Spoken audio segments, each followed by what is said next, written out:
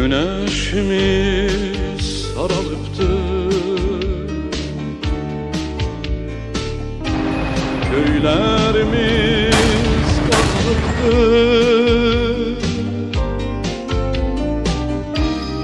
Qarabağımız saralıptır, dert bürüyür. Bura Şəmkir rayonunun deməli Düyəli kəndinə giriş hissəsi və Tovuzdan Şəmkirə gələn hissədir.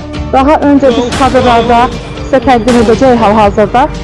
Yəni kadrlarda görəsiniz. Burada bayraq demək olar ki, yox vəziyyətindəydi. Var idi 3 rəngli bayrağımız, amma yox vəziyyətindəydi. Və həmin bayrağın altında, bayraq uğrunda canlarından, qanlarından keçmiş vətənimin mərd və igid oğlanlarının belə deyim, lövhələri var və 1-ci Qarabağ müharibəsinin iştirakçıları var və 2-ci Qarabağ müharibəsinin iştirakçıları var. Şəhid olmuş bizim, belə deyim, qeyrətli oğullarımız var. Və onun hal-hazırda gördüyünüz ərazisi bu şəkildədir. Daha öncəki kadrlarımızda da var.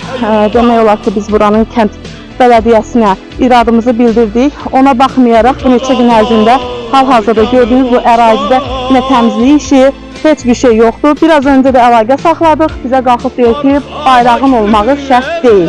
Necə şərt deyil? Buradan bir sual ünvanlayıram sizə.